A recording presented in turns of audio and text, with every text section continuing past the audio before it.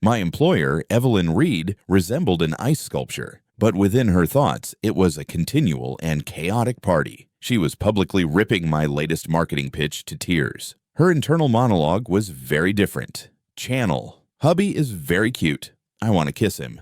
I just want to be with my husband. Does he like me? Maybe I should make him my yay. He stayed in close quarters throughout the day. Proximity promotes affection. On the outside, however, it is all glacial professionalism. I chose to call her bluff. I leaned closer and brushed my lips against hers and muttered, "Get yourself a French aid outfit, Ms. Reed, and I'm all yours." This mind-reading thing started after the vehicle collision. I'd fantasized about superpowers before, but this one made me feel like I am losing my mind. That morning, my supervisor, the queen of corporate discipline, was giving me the dressing down of a lifetime. However, what I heard inside her thoughts was terrifyingly different. He seems like a forlorn little bunny. So pitiful. But how did he get in a vehicle accident? Sigh. Perhaps I should give him a couple of days off. The strangest part was a small cartoon avatar of herself floating above her head, acting out her ideas through tiny speech bubbles. I gave Evelyn an odd look, wondering if the collision had knocked a few screws loose in my own head. She was screaming at "Am I right?" But her following words said aloud caused my eyes widen. "Ethan Hayes, take the remainder of the week off. You're no use to me bumbling around like this." I leapt up from my chair and walked out, going straight to the nearest clinic. I received a complete psychological evaluation as well as an eye test. The results came back. With the 20/20 vision, I was totally sane. So how in the hell did I have you have this strange mind-reading ability? And what about the cartoon avatar? I had not eaten anything unusual. Mushrooms. More importantly, why did this power only apply to Evelyn Reed? I've always strived to be a good person. What have I done to deserve this? Since it began, I discovered myself. Every time I was around her, I had to fight back laughter. Evelyn's inner thoughts were pure comedic brilliance. Of course, everyone. Others at the office merely assumed I'd finally snapped under the pressure, smiling like an idiot at the company's The Resident Dragon Lady. They simply could not understand the delight I was experiencing. Evelyn Reed, the epitome of cool reserve. Her silk blouse's top button was usually up, and a pair of gold-rimmed glasses was pursed on her nose. She looked so. Seriously, you'd never know her brain was a circus. Who would have thought that while the great Ms. Reed was stone-faced? In a board meeting, she was thinking of the rubber ducky in the bathtub, and the warm glazed donuts from the food truck is downstairs. Her miniature cartoon avatar was relaxing in a pool, squeezing a rubber duck with one hand and holding a donut in one hand, occasionally blowing cheerful tiny bubbles. My lack of subtlety in it. Meetings had implications. Evelyn beckoned me into her office. "Ethan," she murmured, her tone cold. "Your recent project. The proposals have been disappointing." I listened with half an ear and my concentration glued to the avatar that floats above her head. It blushed while holding a little. My smile evaporated when a speech bubble appeared, reading, "For you, hubby. This lunatic likes me. As a result, I've decided to transfer you to the job of executive assistant. Any objections?" Evelyn's words shocked me back into reality. A what? I was completely lost. I looked up at her avatar. It had smug grin on its face, embracing a translucent small figure. The bubble remarked, "Hubby smells great. I made him my personal assistant so that we could spend all of our time together. Proximity develops affection. And before I could dispute, I was Evelyn Reed's new EA. I couldn't believe she liked, but the small avatar kept offering me that blasted rose, which was confusing. In high school, we couldn't stand each other. She was my desk mate, and she was always first in our class. While I was content to be somewhere under the top 50 with a genius sitting next to me, I remember asking her for help with a calculus problem, and I looked at it and remarked, "You just do this, then this, and you're done. How can you be so stupid?" Stupid? My hands clenched. Do this, then this. Couldn't she just explain it like a regular person? Since that day, if I hadn't asked her for assistance again, it would have been okay. But when I turned to my childhood friend Annie Lynn, our Evelyn, the class's permanent salutatorian, had a palpable loathing for Ethan. You're asking her what her grades are? Why don't you ask me? You can't even solve anything this basic. Call me Evie, and I'll teach you what. You can call Annie Lynn Annie, but you can't call me Evie. In high school, Evelyn was an utter danger with a tongue. It made you want to shout. I couldn't stand it any longer and asked for a seat change. You'd think I declared war. She grew insanely angry, hanging to me like glue and continually demanding to know why I'd relocated. I nearly transferred. My entire high school career was a 3-year war against her. I had to take classes only to avoid her. Harassment. When we were applying to colleges, she even asked why I wasn't applying to Harvard. Was it because didn't want to attend to the same university as her? That was obviously a jab. If I got Harvard grades, did she? Do you really think I wouldn't apply? Now, years later, here we were. She'd inherited the family empire and became I was one of the CEO's staff, and her current chilly, rigid persona was a far cry from the chatterbox she used to be, except for the sharp tongue, which was exactly the same. Taking on the role of the CEO's executive assistant, it was technically a promotion, but Evelyn had just too much going on. Her head. And I really didn't want the position, especially since she was evidently yearning after me. An office romance was Evelyn stated that Ethan would be accompanying her to my grandfather's birthday banquet tonight, which was the last thing I wanted to hear. That afternoon. Huh? I stared at her puzzled. My parents will be there. It's a nice opportunity to explain our engagement. Was even more bewildered. Engagement? Whose engagement? Why was I a last no? My family wasn't exactly in the top 1%. But my father did operate a tiny, respectable computer firm, and he was pleased while the Reeds were establishing a global empire. Before I could argue, Evelyn hurried me to Bergdorf's, insisting I needed to pick out a gift for her grandfather, but she brought me immediately to the men's department, which was, this suit is appealing to men my age, and my husband would look great in it. This one is also appealing. Perhaps I'll just buy out the entire section, and hubby will be so impressed by my cool and decisive attitude. As she was going to urge the salesperson to wrap up the entire collection, I suddenly wished I were deaf and blind. Evelyn, aren't you here to buy a gift for your grandfather? I didn't know he was so fashion ahead. The frigid expression broke for a second, and her voice grew arctic.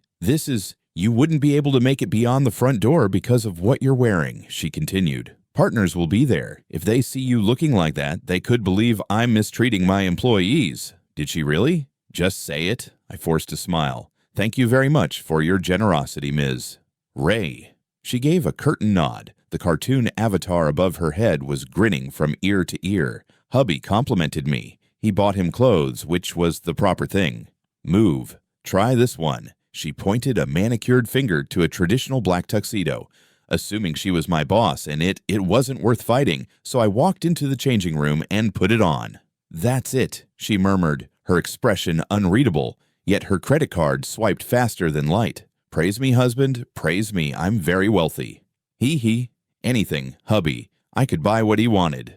Okay, I replied bluntly. Her eyes fluttered, her expression tightens. Excellent. Hubby's coldness has broken my heart. I need to see a psychiatrist.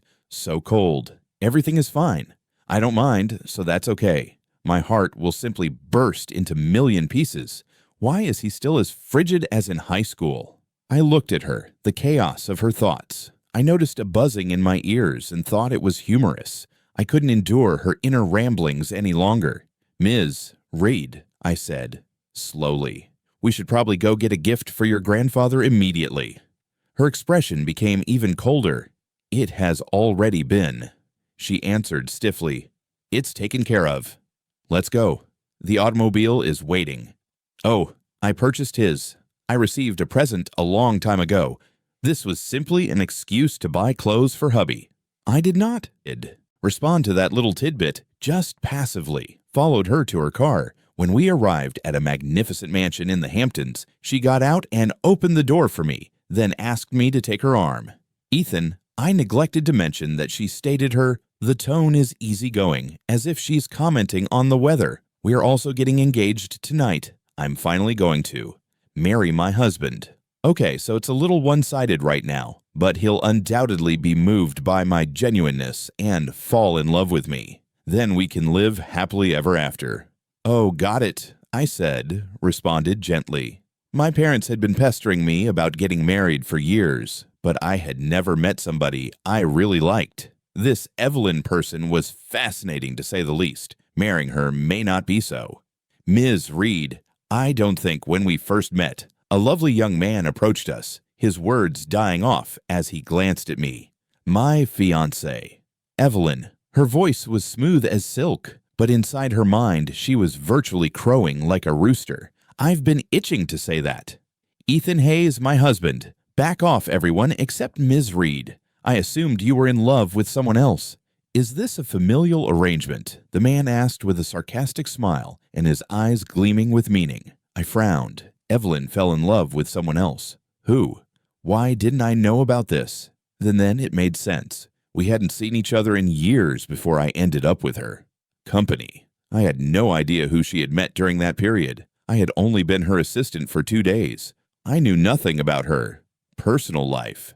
No, you are mistaken. And this isn't an arrangement, Evelyn countered. Her voice was sharp and fast. Ah, are you a spy sent by my enemy? Why do you disseminate lies? What happens if hubby misunderstands? Bad person, get away. Shoo. What's with that expression in his eyes? He misunderstood, but I refuted it quickly. How did he misunderstand so quickly? She gritted her teeth and added, I am not in love with anyone else. Is that so? Do not delude yourself, Ms. Reed. The entire city was talking as you were pursuing Mr. Price. It was quite a storm. The man's smirk broadened. Mr. Price? Who was that? Evelyn repeated. You're mistaken. Her voice, like ice. She grabbed my arm and pulled me away. Who likes Connor Price? If it hadn't been for that dumb Static, I would have been with my husband a long time ago. That damn Static. I eventually managed to get rid of Static. Why is he showing up again? Her ideas were getting strange. Why were they censored, like a bleep on television? Damn Static. No sense of fairness. Let me tell you, I'm not doing your dumb Static anymore. Dream of Static. What about my character remains static? Maintaining the persona is hard enough. Don't start causing trouble. Damn Static. I will not do Static. Do not compel me to bring you down with me. Was she talking to anyone? The bleeped out thoughts seemed incorrect. Then I heard another one. Static. You want me to marry Connor Price? Not a chance.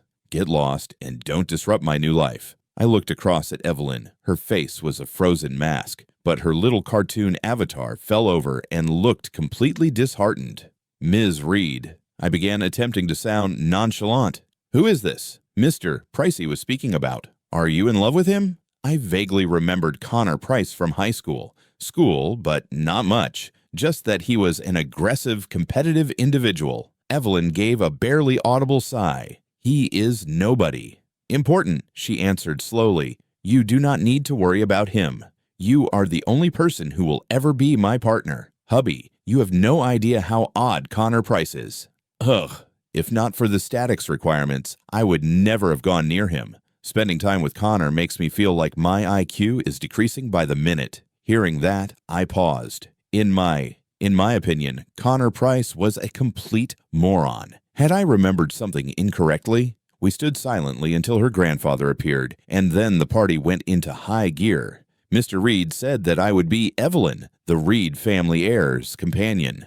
My parents. They seemed so delighted they could explode. Then her grandfather announced our wedding date. In 2 weeks, Evelyn clutched my arm. We held on tight as we faced the mob. Her face was a perfectly unreadable mask. I'm going to marry hubby. OMG, I want to kiss him right now in front of everyone. No, I need to exercise self-control. Can't scare. Take him away. Ugh, I want to kiss him so badly, but I don't have the courage. I'm so nervous. Why is everyone looking at me? Hubby. I am going to stare them all down. Don't they have husbands of their own? A group of solitary losers. I looked at the cartoon avatar on her head. So pathetic and sweet. I bit my lip and resolved to take the lead for once. Ms. Reed, should I call you Evelyn or my beloved fiancé? Either is fine. Though, Evelyn is definitely preferable because you'll have to adjust to it in 2 weeks anyway, she said, all business. Meanwhile, her avatar was performing a wild TikTok dance. He called me Evelyn, dear fiancé. Oh my goodness, I like him even more now. What do I do? But why? Fiancé? Why not just say lovely or honey or combine them? My beautiful honey. Hard eyes. Evelyn, your grandfather is calling for you. My mouth had been twitching for years, and she remains the silly person she was in high school. She fainted and walked to her grandfather, who was giving her the evil eye. She had been gone for less than 2 minutes when the attractive guy from before, I cornered her, and she came over to me. Hey, mister, it is a joy. I am Leo Vance, a friend of Connor Price's. He reached out his hand. I accepted it, smiling gently. Ethan Hayes, I'm sure you already know everything about me. Leo snatched his hand back and chuckled mockingly. Of course I do. You're only a placeholder. My smile disappeared. I didn't have strong sentiments for Evelyn, but being described as a placeholder. That patronizing tone still irritated me. Oh, is that true? I asked. He turned to leave, but he refused to let it go. Mr. Hayes, you should know, all it takes is a tear from an ex while the current partner loses. Connor returns to the country tomorrow. I suggest you to leave now, before you face public humiliation. He grasped my arm, his voice rising steadily, dripping in scorn. Suddenly, a tiny hand sprang out, pulling me back. He swatted Leo's hand away with unexpected strength. Excuse me. Maybe I should keep some distance from my fiancé. Evelyn looked lovely when backlit by the chandeliers. Her expression darkened and cold, and no one else could see her little cartoon avatar's head, literally on fire. Mr. Vance, your behavior is extremely rude. Stay away. From my fiancé in the future, she added, her voice firm and demanding. Who is this person? Is he attempting to undermine my relationship with hubby? Bad guy. I just got engaged, and someone is already trying to break us up. How could he? I was simply joking with him. Hey, Leo stammered. She appears to be quite intimidating. I am joking with my ass. You're a nasty guy trying to harm my relationship with my husband. I'm not dead yet, and you're slandering me in front of my face. Evelyn's lips twitched, indicating that she wanted to say more. But then, she drew my attention and showered it in. Mr. Vance, you might have been joking, but I am not. She leaned into me, circling. She placed her arms around my neck and kissed me right in front of him. Tell Connor Price to cease living in his dream world. I would never, ever marry him. Ethan Hayes is the man I love. Do not associate. I'm with every stray dog that passes by. He said, take that stupid static. Do you believe you could bully hubby simply because I wasn't present? You damn static. Stay away from my husband. Do you hear me? Her avatar break-danced triumphantly with a smoothness that implied years of practice. Leo's face twisted in rage, yet he appeared to be restrained by the Reed family's power. You just stated, coldly. I hope so, but you should avoid using absolutes, Ms. Reed. You can wind up swallowing your own words. I was watching him, pleased by Evelyn's takedown, when I noticed a flicker, Leo's eyes. For a brief while, I mistook it for an illusion. Evelyn just scoffed. With her arm around my waist, she guided me away. Twee was continuously trying to break us up. What type of individual would do that? Is this the bitter resentment of one static? So frightening.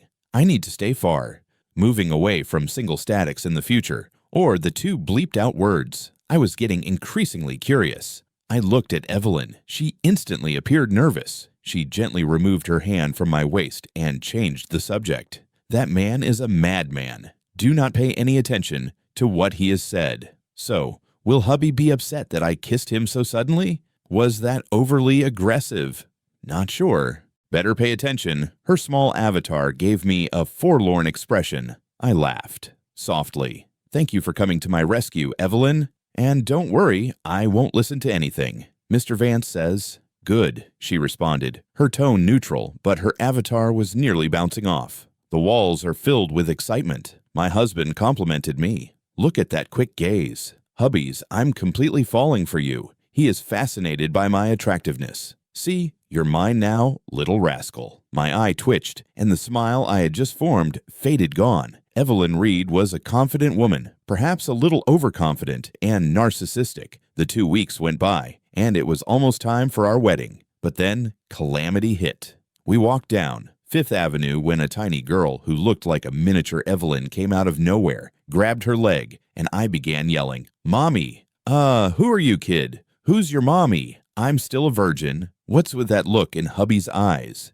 He misunderstood again. No, I'm a pure innocent maiden.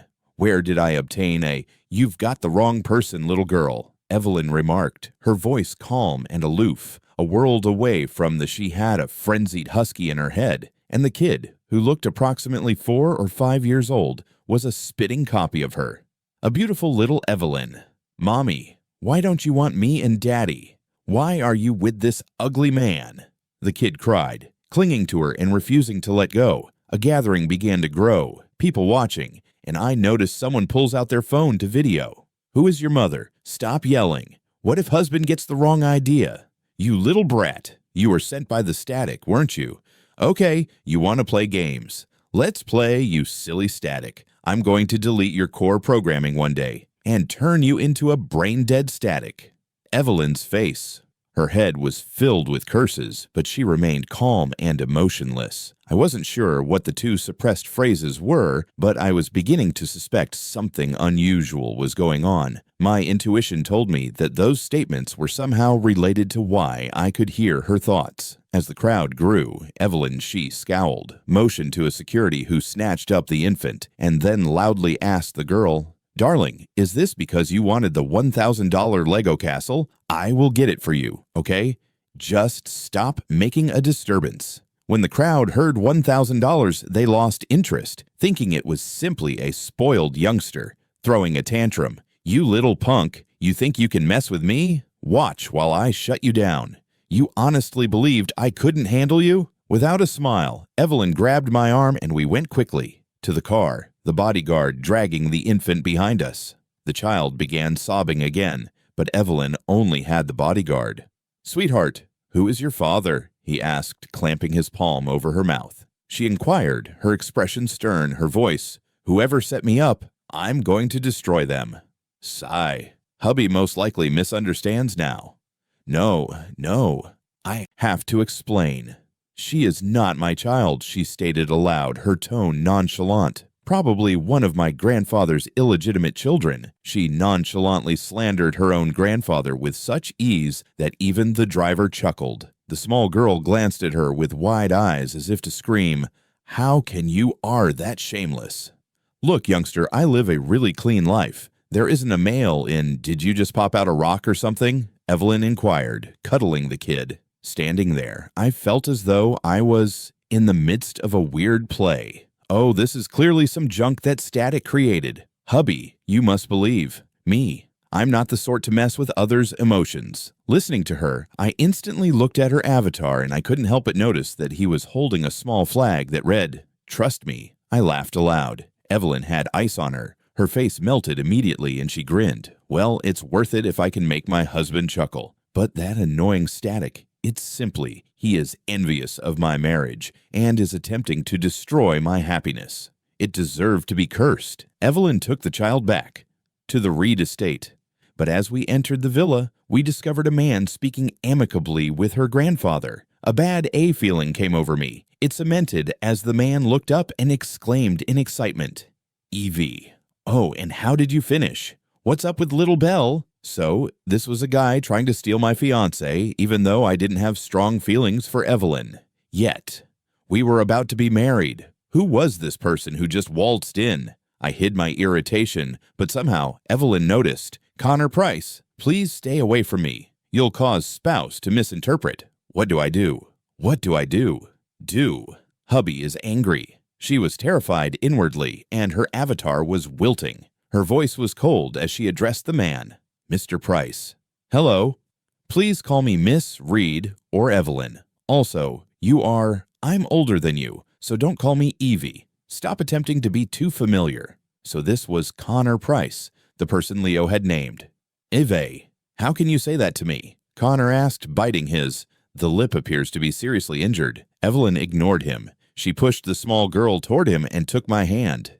Mr. Price, please don't be so clinging. You'll give my fiancé the incorrect impression, she urged, coolly adding, isn't this your child? She appears to have a problem identifying her mother. The little Evelyn's remarks devastated the girl's heart, and she fell into tears.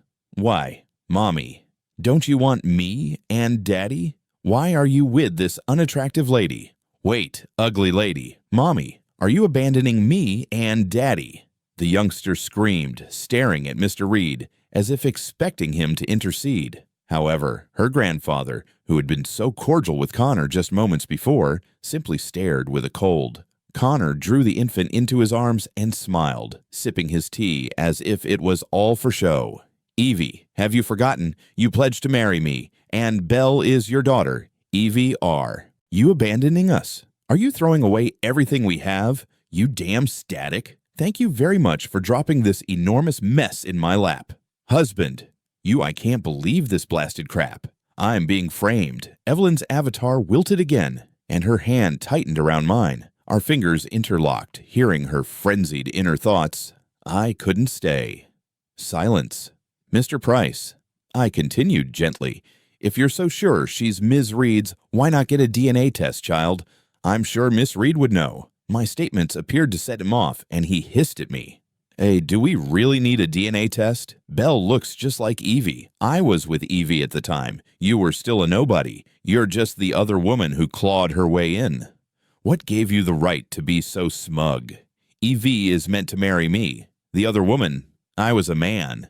The sentence was met with a volley of accusations, and I scowled when I heard him refer to me as the other woman. Why he was so certain Evelyn was intended to marry him, yet his insults were wearing on my nerves. Security, Evelyn's. Get this monster out of my house and don't let him come back in. He blames me for being pregnant, out of wedlock, and now he dares to attack my husband. It's getting cold. Connor glanced at her in horror and said, Evie, has this homewrecker, has someone blinded you? How can you kick me out? The small girl joined in crying, Mommy, you can't leave me and Daddy. Seeing as Evelyn remained unimpressed, Connor turned to her grandfather. Old guy. This Reed grumbled when he was nicknamed Old Man, but when it came to Reed, Blood chuckled, I think I'd know if my granddaughter had ever given birth. You'd better watch your words. The young man was plainly on Evelyn's side. If it weren't for my acquaintance with your grandfather, Mr. Reed, added, you wouldn't have even made it through my front gate.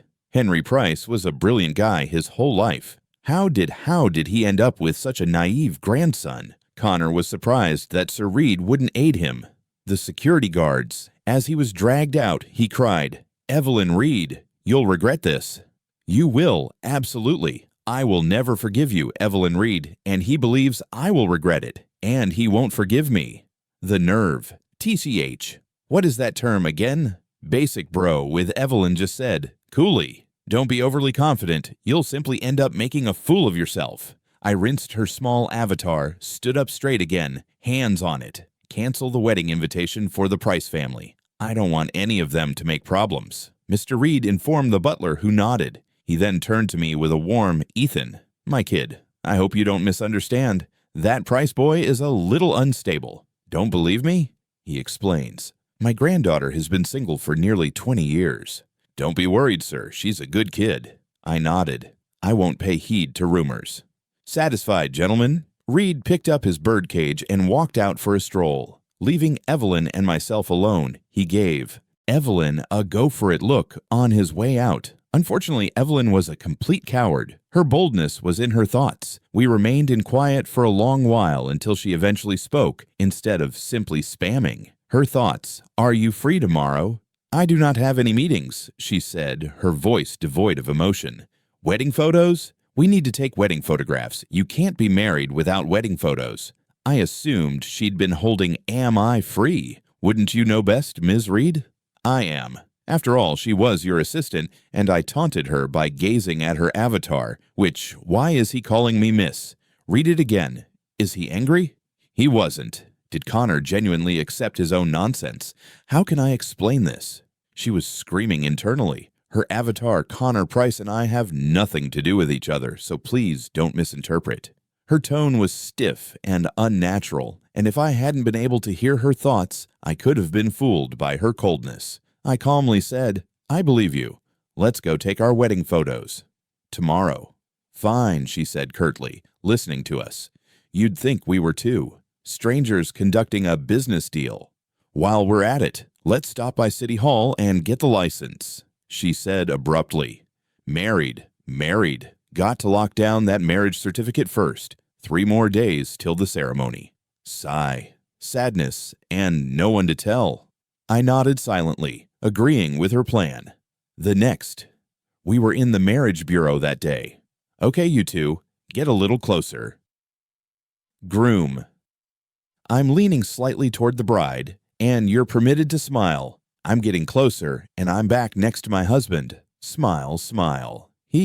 Don't I have a lovely smile? I looked at her smile and concluded that she was better off not smiling. After obtaining a license, we headed to a studio to take wedding photos. She resembled a cunning fox scheming global dominance. Evelyn kept a distanced, disinterested attitude, as if this marriage meant nothing to her, and her thinking was a steady stream of ecstatic babble.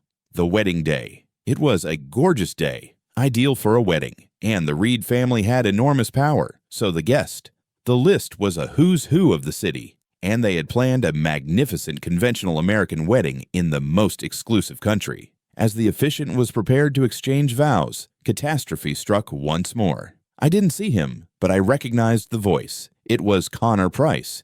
He had to show there and wreck everything. I was outraged and annoyed. How did he even get in? How did this freak get here?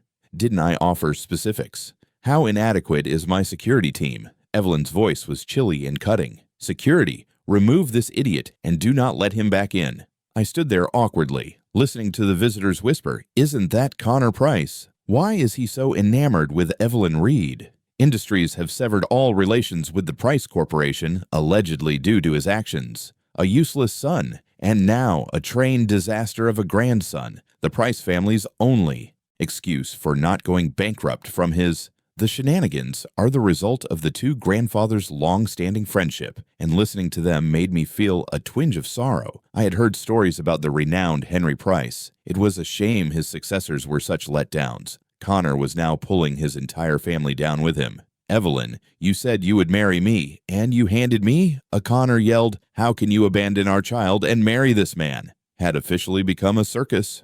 Connor Price, stop your fantasies. Evelyn's voice was harsh and merciless, cutting through the commotion. I had never said anything like that. "If you honestly believe that child is mine, then let's go to a hospital right now for a DNA test."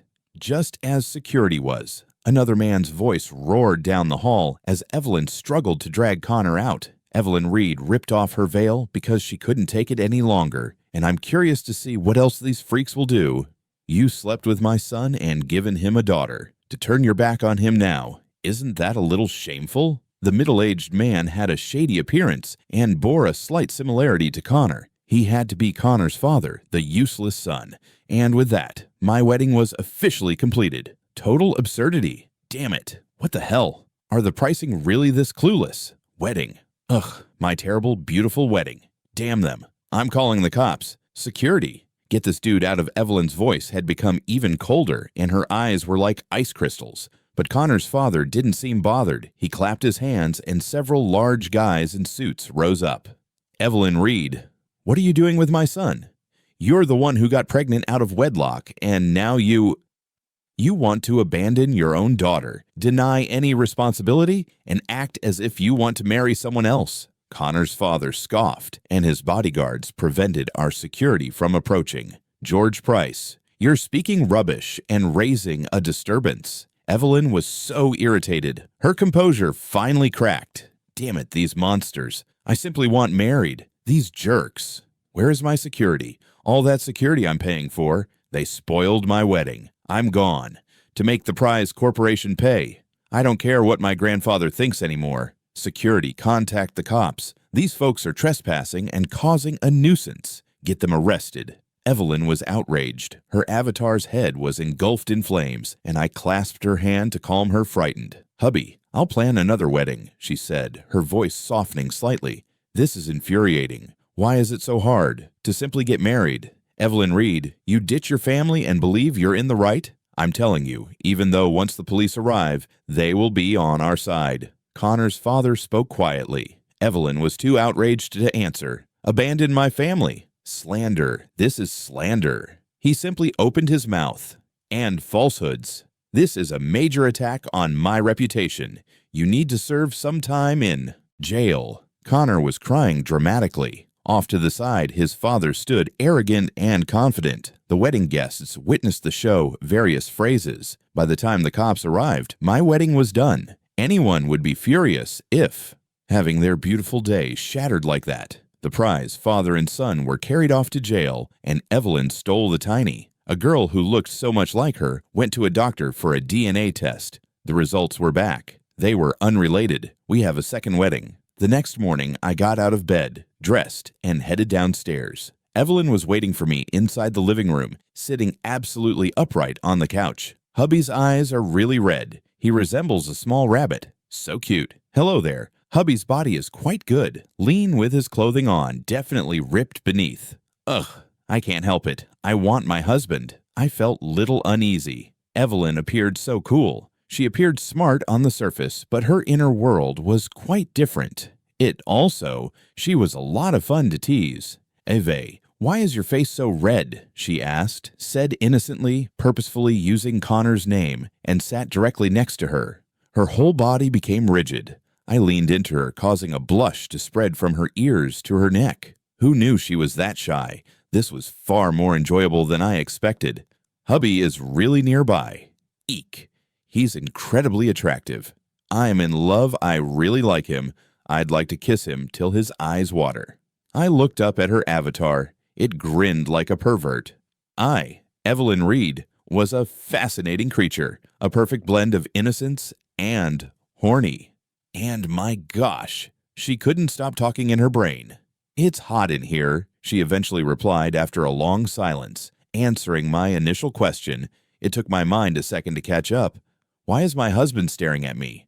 Could it be he's fallen in love with me? I knew it. With a face like mine, who could resist? Hearing her confident declaration, I couldn't help but stare harder at her face.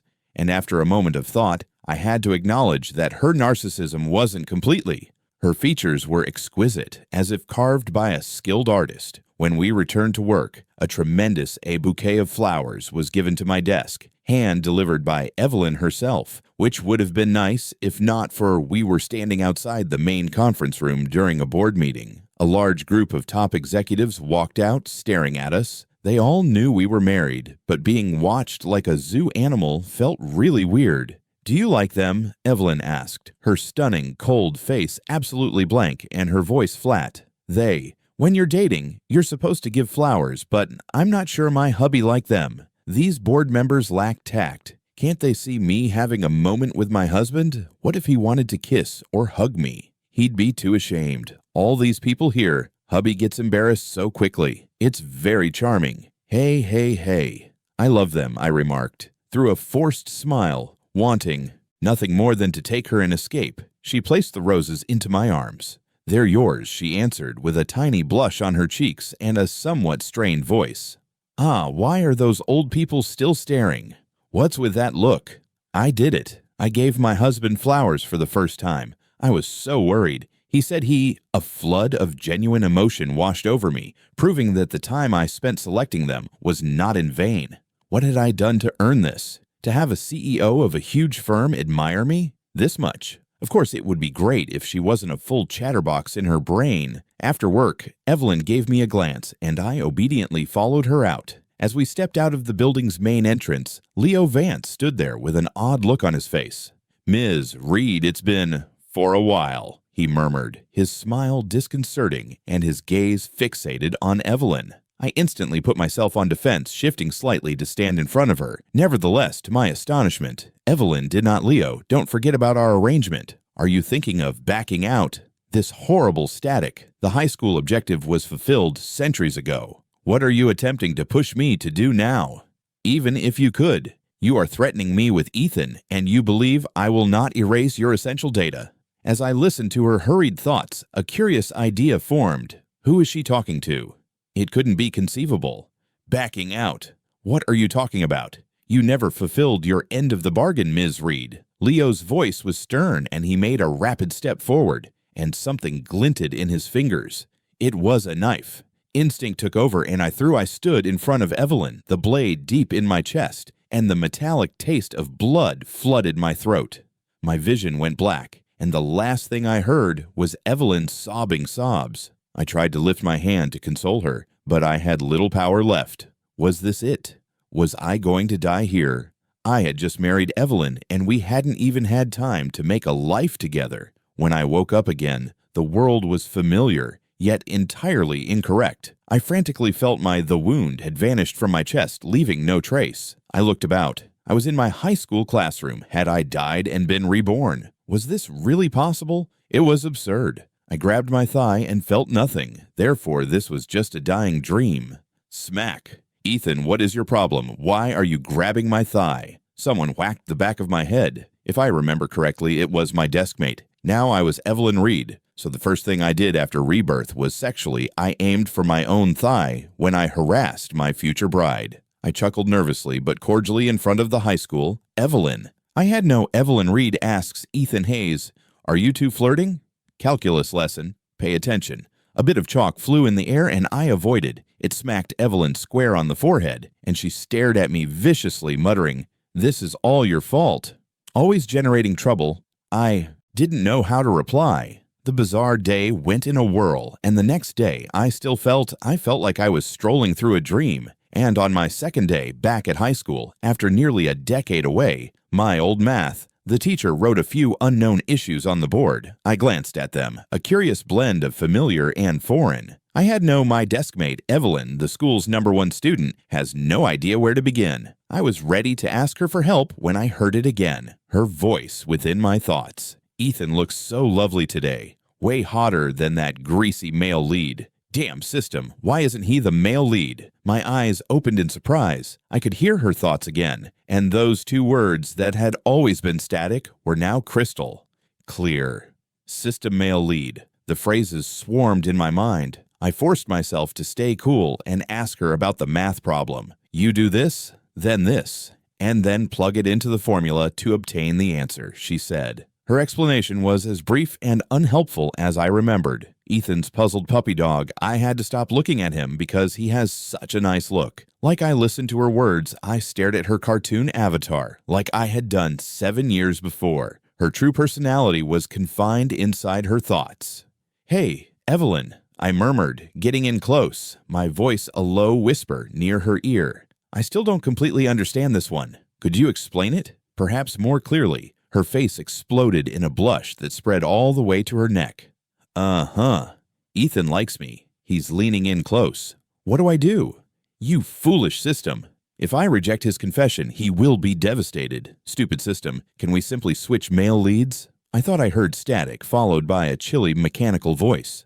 Host, please quit this unrealistic fantasy. If the host had not consistently violated the regulations, this system would have been improved long before. What makes it so unrealistic? Hey, system, if you haven't been upgraded, after all these years, maybe you should consider your own work ethic. Besides, have a look at the male protagonist, Connor Price.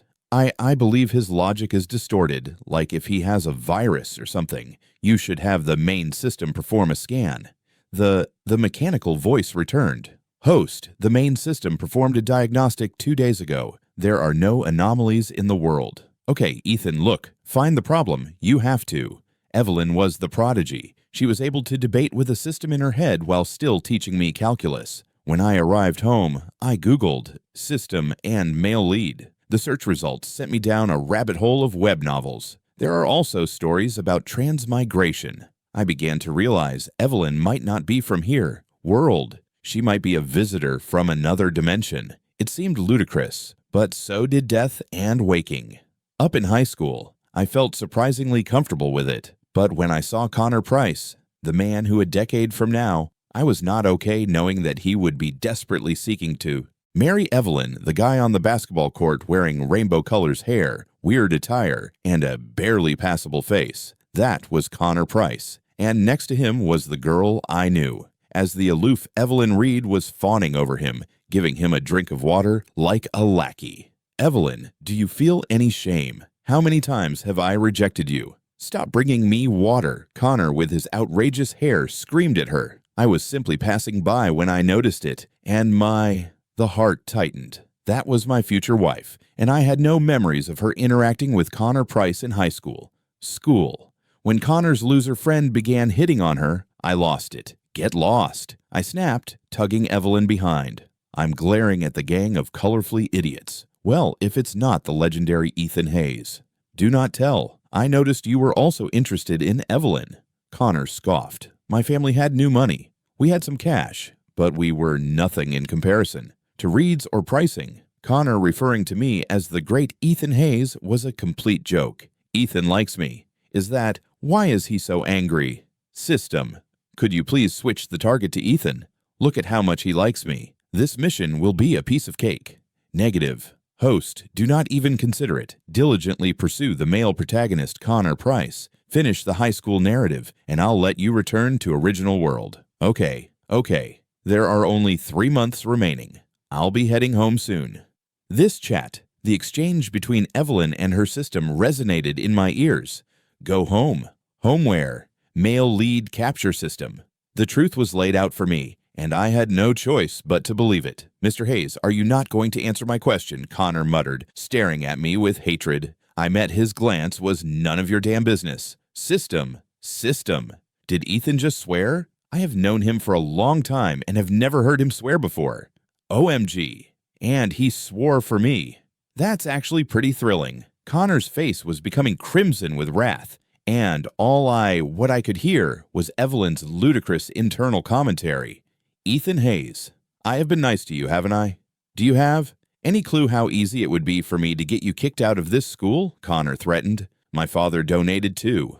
Buildings for this school, I said casually. Evelyn hid behind me, her thoughts constantly streaming into my ear. I wasn't concerned by his threat. My father, the new money mogul, did really donate 2 classroom structures. The principal almost bowed whenever he saw me. Ethan is so cool. I adore him so much. System. Why isn't a character this? Awesome. The male leads. Host. Please stop acting as if you've never seen a handsome man. This is embarrassing for me. It appears that the host I trained has a thing for boys. The chilly mechanical voice sounded exasperated. I am a female. I do not smoke. I do not drink. I do not gamble. What's wrong with admiring a nice face? Besides, I am a morally upright, well-rounded member of society. Is being boy crazy a crime? I guess not. Evelyn seems to have a chronic overactive inner world. Connor, he was utterly ignored by both of us and appeared to be about to spontaneously combust, but there was nothing he could do. One of us was a Reed, while the other belonged to the newly wealthy Hayes family. The dwindling Price family couldn't afford it.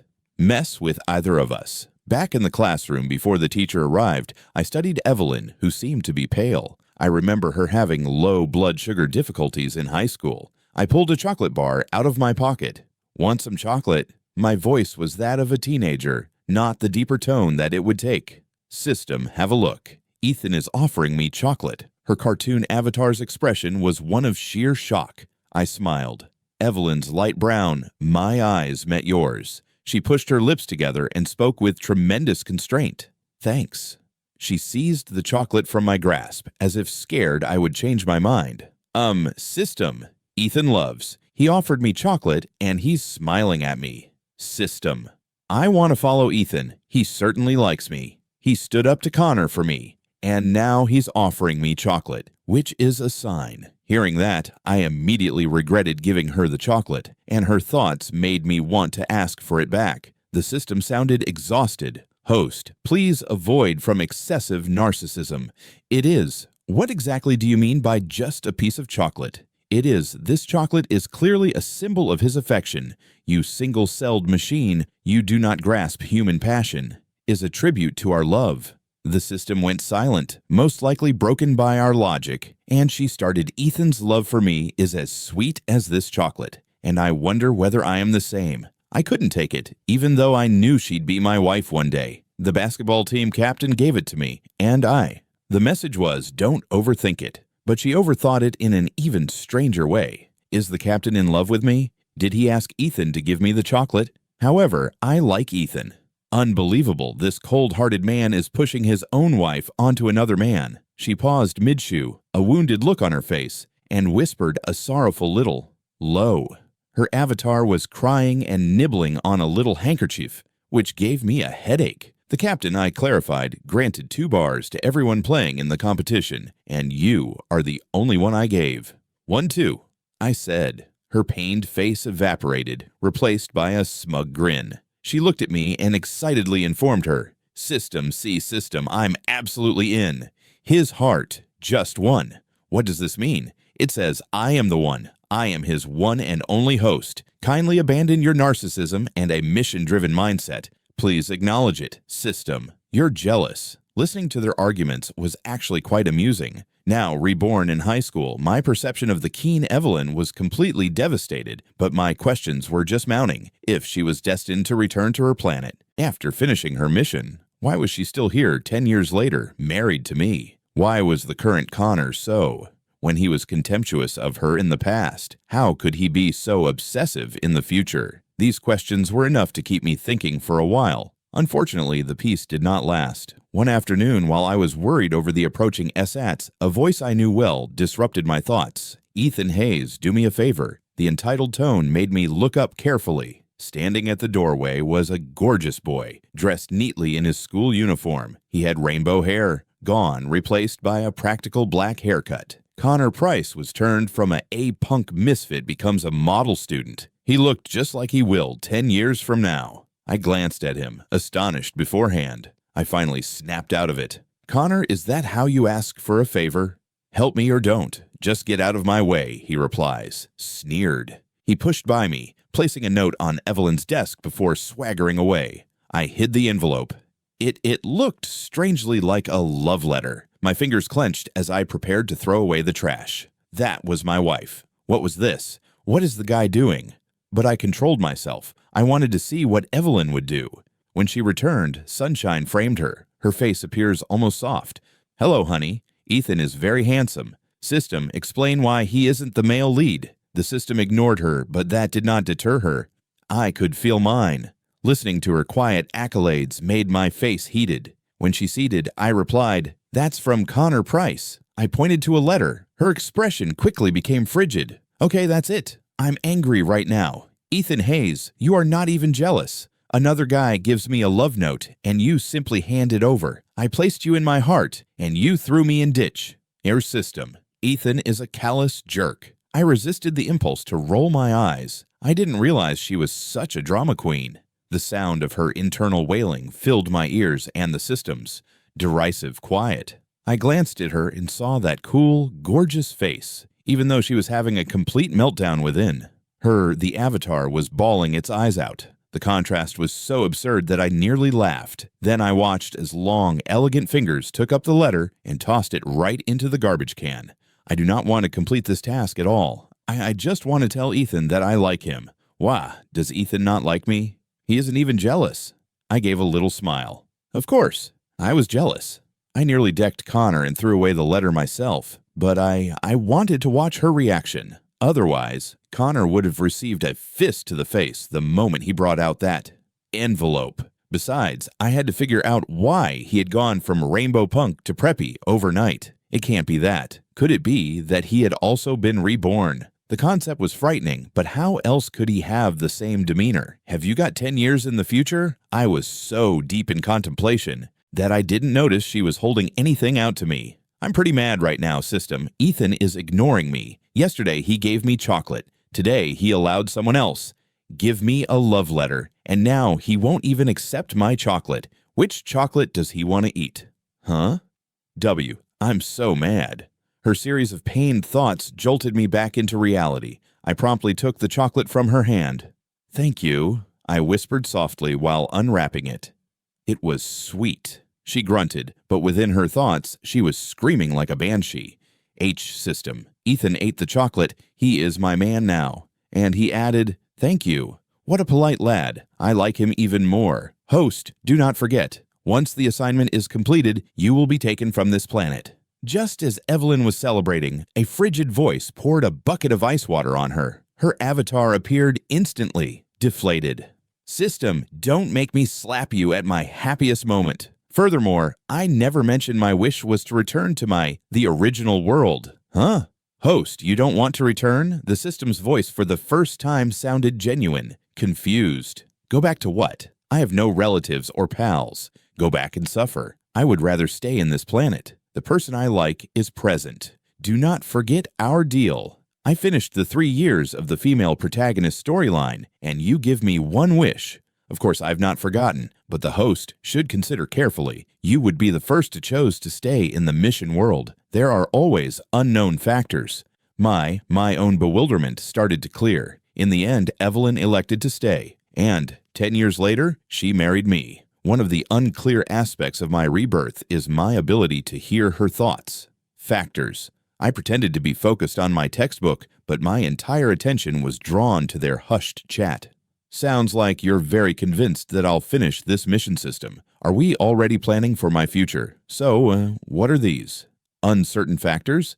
Tell me first, and I'll decide whether I want to stay. Standard uncertainty considerations include character awakening, personality aberration, or out-of-control behavior. That is acceptable. Once the mission is finished, I am remaining in this world. Please take this into careful consideration, hosts. We will talk about it then.